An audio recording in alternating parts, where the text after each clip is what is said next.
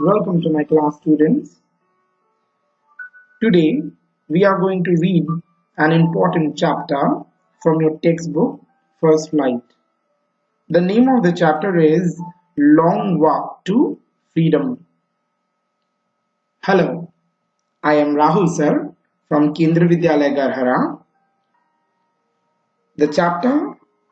The following chapter is an autobiography of an eminent world leader. His name is Nelson Mandela. As you all know, children, an autobiography is the story of a person's life written by that person, herself, or himself. The present text is narrated by Nelson Mandela himself.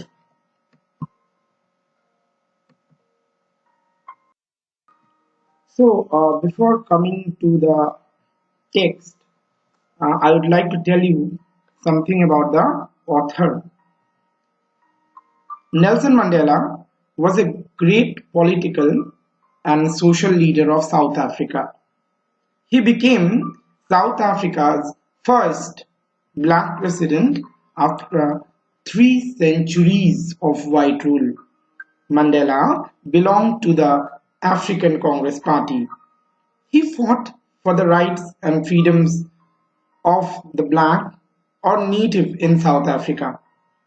He was an anti-apartheid revolutionary, which means he resisted against the racial discrimination that the black or native people of Africa faced in their own country. Mandela's life was full of struggle. He spent 27 years in prison and was kept imprisoned on the Robben Island. Children, while reading the chapter, we have to keep three things in mind. Number one, the narrator. As I have told you before, the narrator is Nelson Mandela himself. Number two, racism or racialism. So, which is hatred based on race. For example, like superior, inferior, black, white, or sometimes rich, poor, etc. Number three, apartheid, a political system which separated the white people and the black people of Africa and gave special status to the European white people. The thing which you will keep in mind is Nelson Mandela was an anti-apartheid political revolutionary because he did not support, in fact, he opposed the system of apartheid. So here in this picture you are seeing Nelson Mandela accompanied with thousands of followers as he goes to the Union building for taking oath as a president. So Nelson Mandela was going to take oath as the president of the Republic of South Africa. The ceremonies took place in the lovely sandstone amphitheatre formed by the Union buildings in Pretoria. The Union buildings, as you can see in the picture, form the official seat of the South African government. So let us come to the main points of the chapter. 10th May 1994, a very important date in the history of South Africa. A date which will be written in golden letters. The inauguration ceremony or the opening ceremony of the first non-racial government was held in the Union buildings in Pretoria, as you have seen in the picture before.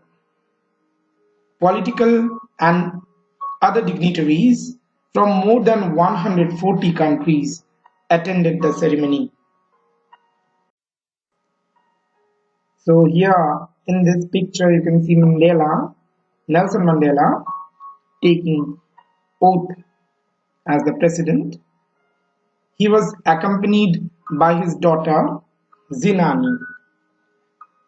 Nelson Mandela gives a message of peace and unity of mankind, which we'll see in the chapter while reading it. He foresees a new regime which will be based on equality of men and women. He hopes that in the new regime there will be no exploitation of man by man. There will be no room for racialism and segregation. What is segregation? Segregation is an action which separates someone apart from the other. Like the blacks were separated by the whites, they were thought to be the outlaws. He wants to create a new nation which will provide equal opportunities to everyone. So, Mandela's speech. That day, Mandela declared a birth of a newborn liberty. Liberty, the word liberty is very much associated with freedom. You are free to live. You are free to do whatever you want. The law is not going to hinder you from anything. And liberty will give its countrymen, it is going to give peace, power, equality, fraternity to everyone. For decades, South Africa had been the seat of white supremacy. The whites or the European British people were ruling South Africa. They were controlling the power and they were controlling the authority. So that is the thing. The blacks who were considered as outlaws were now hosting the nation or the world in their own soil. Outlaws. Outlaws are the person, for example, who were rebellious against the government, who were unlawful and who were banned. They were not to take part in the government and they were considered different. So that day has gone when they were considered outlaws. Now a new liberty, a new nation had taken birth and it will provide equal opportunities to the blacks, to the whites, everyone. Everyone will be equal. Mandela says their victory over apartheid was a common victory for justice, peace, and human dignity, so that everyone can live with their heads held high. Political freedom had now been won. Now they will work hard to liberate all their people from the bondage of poverty, deprivation, and diseases. Never would South Africa again face the oppression of one by another. So Mandela says, let freedom reign. God bless Africa. He prays for that. So moments later, there was a spectacular array of South African jets and helicopters in the sky which mesmerized everyone present over there. Mandela's reaction. Mandela thinks of his life and connects it with the 20th century. He divides the 20th century into two parts, the first decades and the last decades. So he imagines in the first decades, the white skinned people of South Africa patched up their differences and erected a system of racial domination against the dark skinned peoples of their own land. Africa was the land It was the soil, the motherland of those dark skinned native black people. But in their own soil, they were being deprived of the rights, deprived of freedom. But now, in the last decade, he thinks, in the last decade of the 20th century, that system had overturned, has changed forever, and is replaced by equal rights and freedom of both blacks and whites. It's, of course, a very happy moment for all, a day which will be marked in the history of South Africa in golden letters. Mandela's feelings. So Nelson Mandela felt that he was simply the sum of all those African patriots who had sacrificed their lives for their country before him. You know, children, freedom. Freedom is such a thing or a word which cannot be defined so easily. Freedom has a very deep significance. So many people, so many fighters, the brave fighters, they have lost their lives. They have given and sacrificed their lives for the sake of their country and the people, but they have sacrificed it so that the people after them can live in their dreamland, in the country which they dream of, where liberty and equality will prevail. So the policy of apartheid created a deep and lasting wound in his country and his people. He says, Mandela says, all of us will spend many years, if not generations, recovering from that profound hurt. So the tortures, the tortures which the white people, the British, had done to them, Mandela says, it will be kept in mind for generations and years to come. They will not forget it. They will not forget it so easily. And that tortures, those hardships, produced the brave fighters like Oliver Tambo's, Walter Sisselus, Chief Lithulis, Yusuf Dadu, etc. They were all the people of courage and wisdom, according to Nelson Mandela. Mandela compares the people of his country to be finer and truer than diamonds. See how much he loved his motherland, how much he loved his soil, how much he loved the people of his country.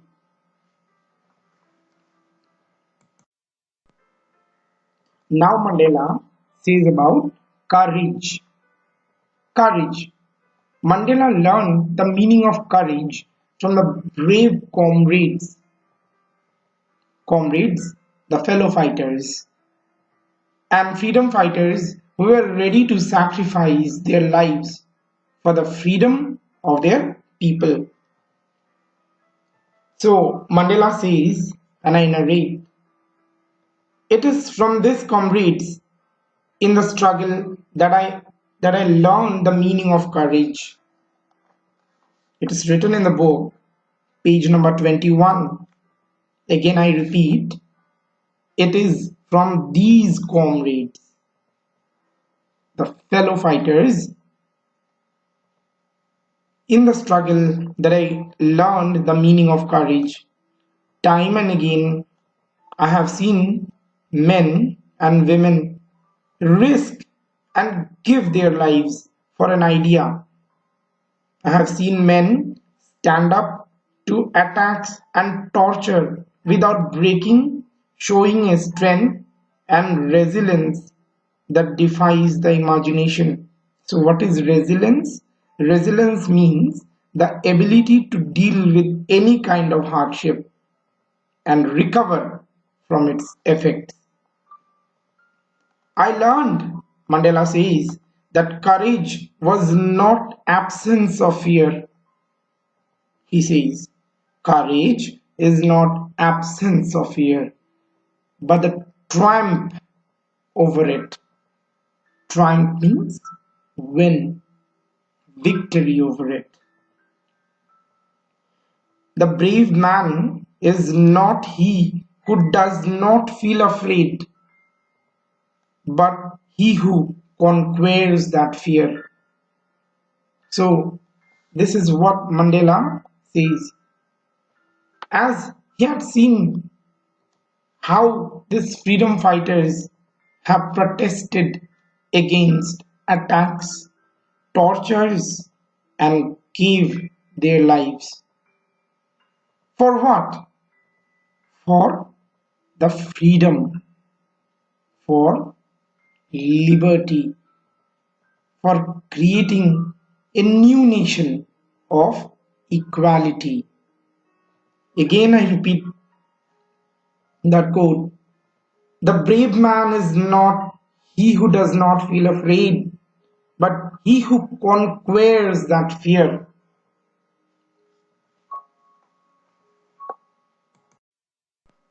Children, let us read this very wonderful quote from Nelson Mandela.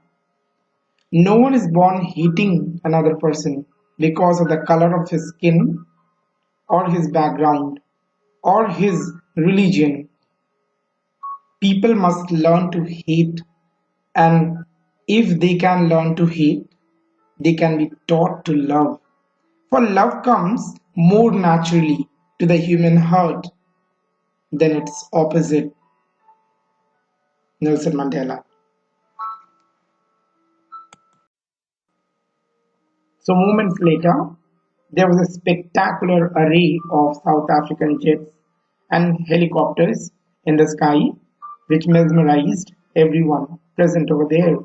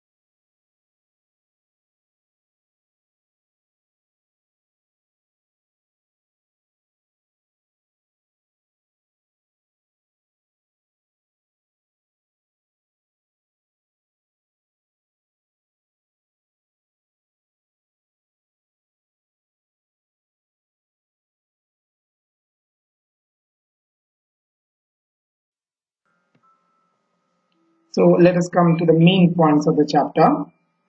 10th May 1994, a very important date in the history of South Africa, a date which will be written in golden letters.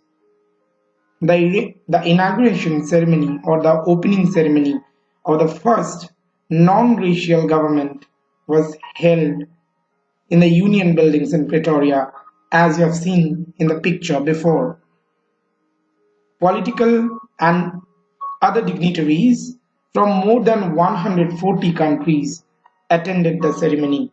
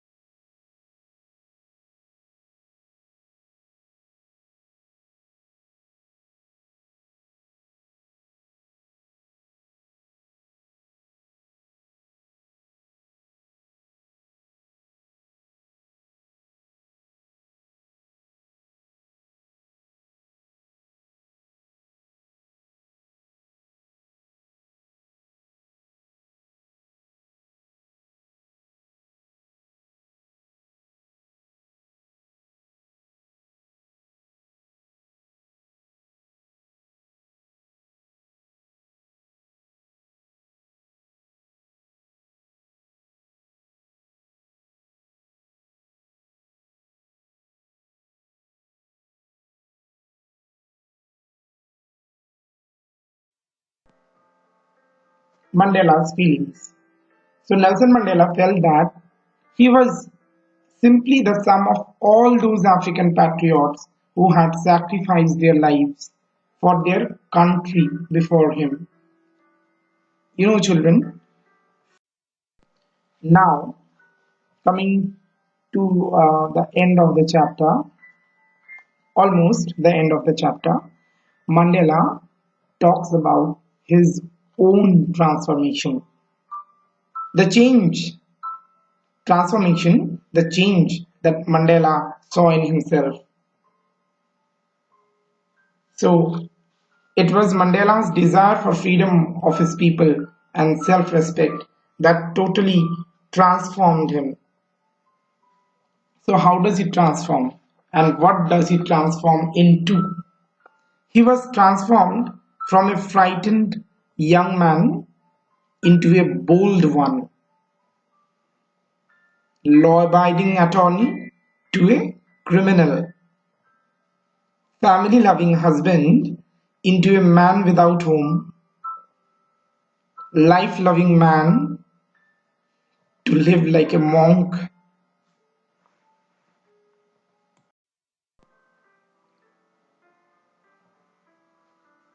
Freedom is indivisible.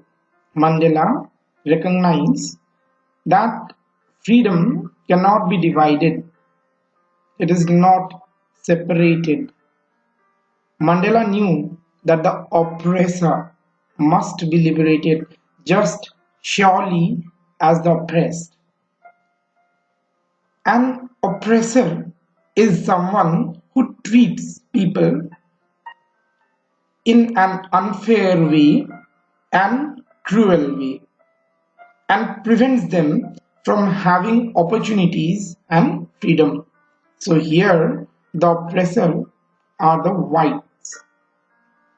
white European people, and the oppressed are the weak people who are prevented from having opportunities and freedom. In this case, the native or the black people of Africa are the oppressed. A man who takes away another man's freedom is a prisoner of hatred. So here Mandela is giving a very important instance where he speaks a man who takes away another man's freedom is a prisoner of hatred.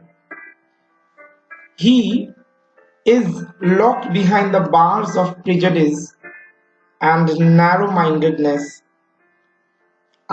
He says, I'm not truly free if I'm taking away someone else's freedom, just as surely as I'm not free when my freedom is taken from me. The oppressed and the oppressor alike are robbed of their humanity.